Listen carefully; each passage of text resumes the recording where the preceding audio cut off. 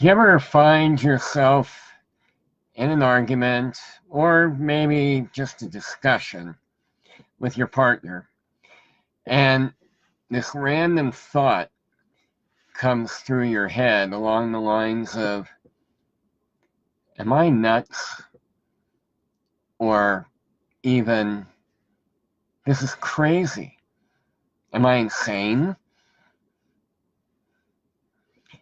Or have you ever found yourself responding to something your partner says, like, pass the peas, and you were just suddenly enraged or hurt, some big emotional reaction that, as far as you can tell, way out of proportion to what's happening or just happened? You ever been in either of those situations? Well, if you have, and if you never have, I think you're lying. But if you've been in those situations, then you probably are wondering what the hell's going on that creates that. So if you want to know, you're going to want to keep watching and listening. So I'm Geoff Laughton, your relationship architect, and welcome to episode or part 4 of my Setting Your Relationship Up for Success in 2019 series. And today I'm going to talk about relationship insanity, one of the big things that creates it. So if you could relate, if your answer was yes to either of the two questions, then let's talk about what's really going on. Why is that happening? And if you're like me and every other relationship I know about in any depth, this is not a rare occurrence. At some point, it becomes almost alarmingly repetitive. So here's the number one reason that that's happening. Because you are operating from patterns. We all operate from patterns, behavioral patterns, emotional patterns, intellectual patterns, philosophical patterns. The human mind loves patterns. The brain is designed to be able to find the patterns. Problem is, the patterns I'm talking about that you're dealing with, those are patterns that 95% of the time are running your life. And as you probably have noticed, they don't feel like you. Like you can be running a pattern, and in that part of us that can observe what we're doing, be going, Jesus, what the hell? I can't believe I'm saying this or I'm responding this way. So 95% of the time, we are subconsciously operating from those patterns, and guess what? Those patterns were learned, developed, honed when we were young. So here's what really happens. And I'm going to give you an example. I'll tell you a quick story about exactly what I'm talking about. I was in my mid-30s, and my wife and I had already been together for probably about 8 years, 9 years.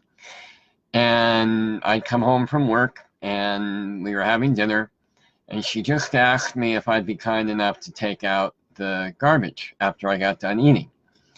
Because she was done, and she just said, honey, would you mind taking out the trash? Oh my God, I just went frickin' ballistic internally. I was so fucking angry, it was unbelievable. And that observer part of me that I was just referring to a second ago is going, whoa, whoa, whoa, she just asked you to take out the garbage. But I was so caught up in it. And I didn't talk to my wife other than when spoken to for almost a day. And I then walked away, still pissed, emptied the garbage, still pissed. And I'm wondering periodically when I'm not really reveling and stewing in how pissed I am. And I'm thinking, God, what is going on here? This is way out of whack to the circumstance. And I then had this epiphany the next day. And this is really where you can have similar epiphanies and make major differences in how your relationship goes. What I realized is that I behaved with my wife the same way that my mother would respond to me and my sister when we were young if we pissed her off or bothered her in some way. She wouldn't say why she was angry. She would just lash out, and she would usually just, I referred to it as ice you. You know, you were there, but you didn't exist.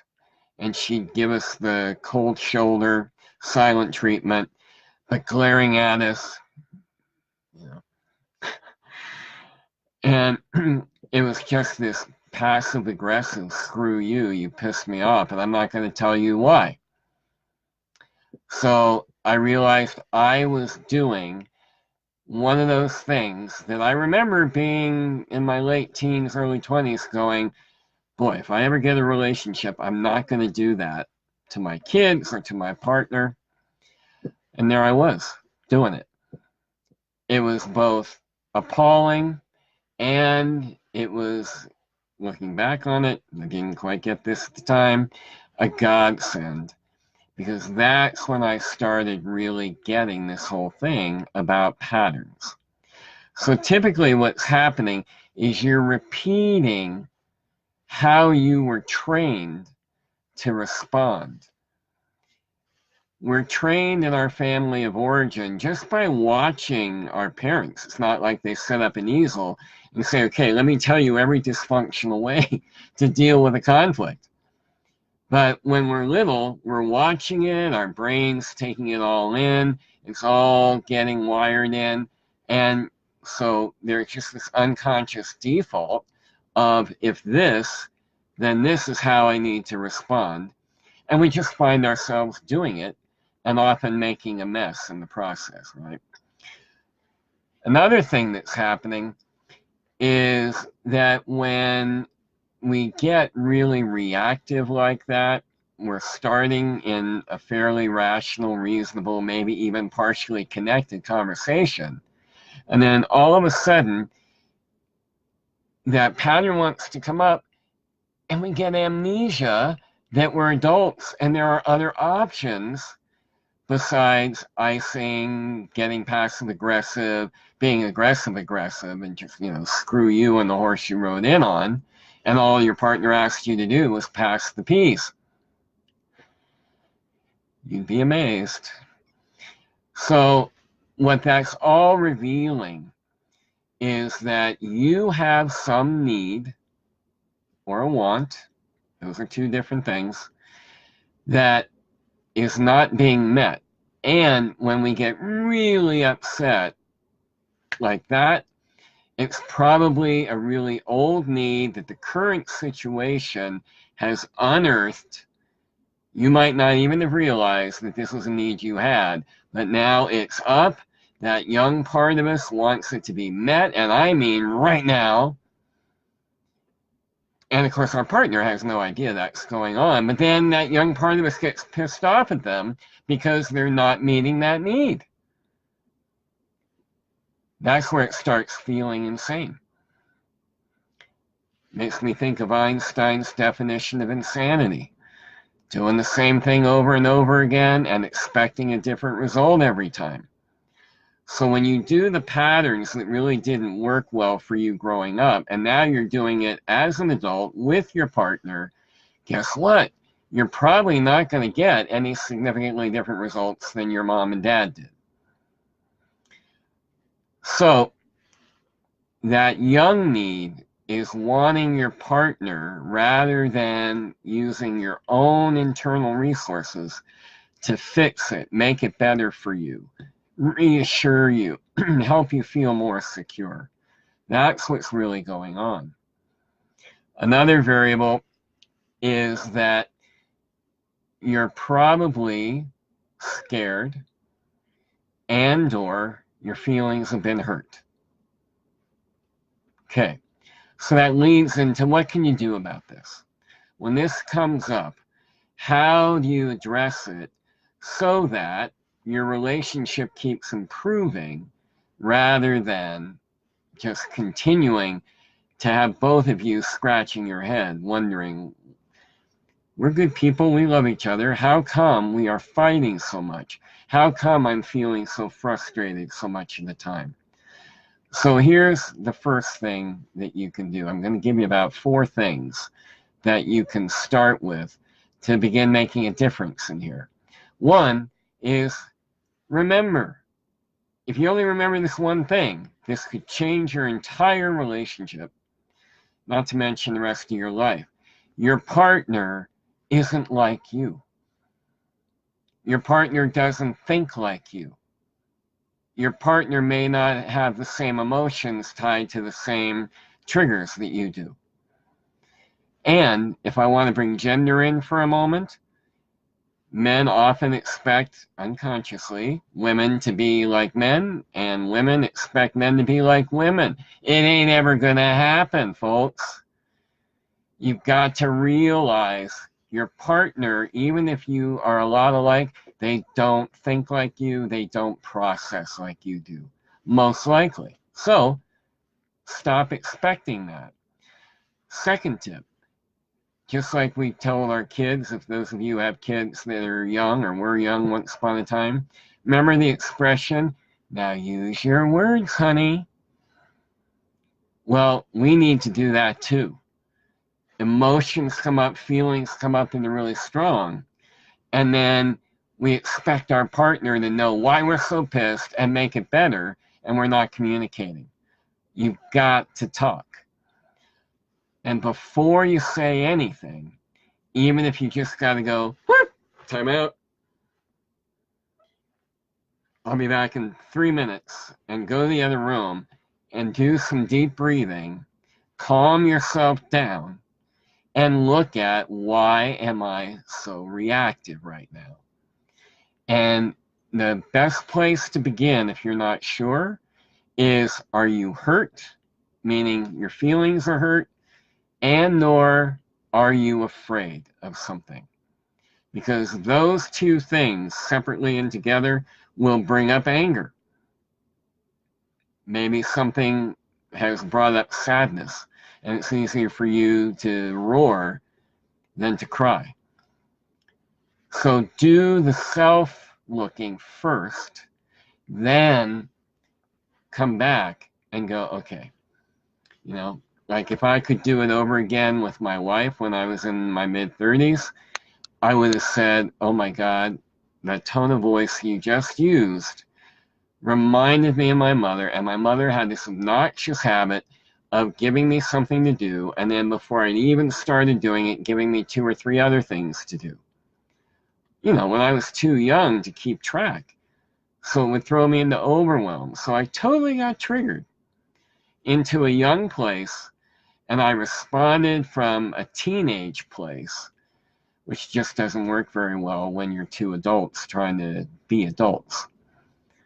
Third thing, if you can't do number 2, or you just don't feel, you're so triggered, you don't feel safe enough yet to really work it out with your partner, then let your partner know, I need a little space. I will come back, but give me a couple hours. And then call a friend. Call a friend that you can trust to love you enough that they'll tell you what you need to hear. Okay? They're not going to tell you what they think you want to hear. They'll give you honest feedback.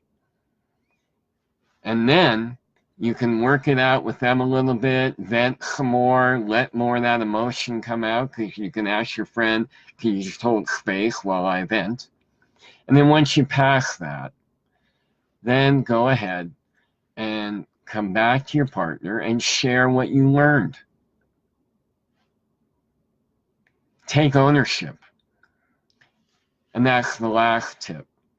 Whatever that reaction is, if you can move enough of the emotion, then you've got room to really look and see.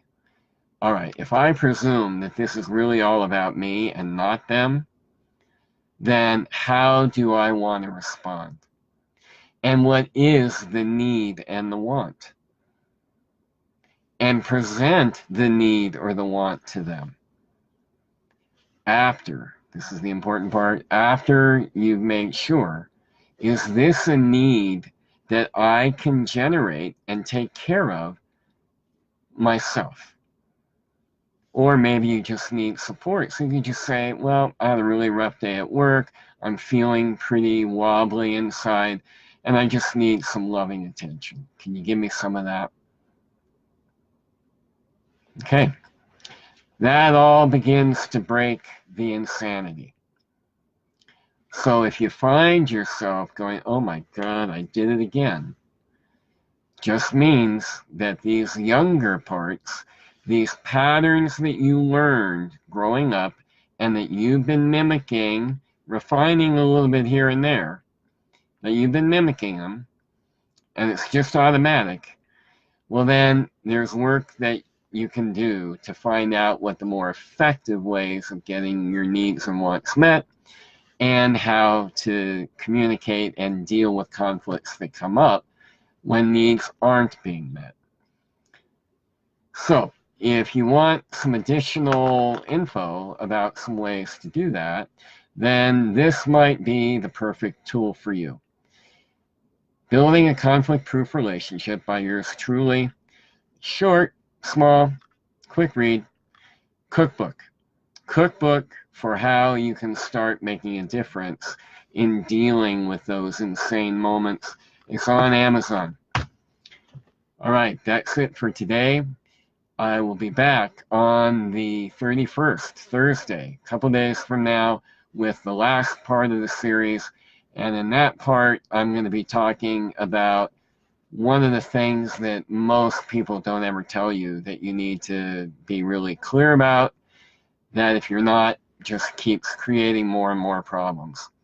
So come back Thursday. Feel free to leave comments, questions. Thank you very much for being here, and go live and love as fiercely as you can. It's not like you have forever. Take care, everybody. See you next time.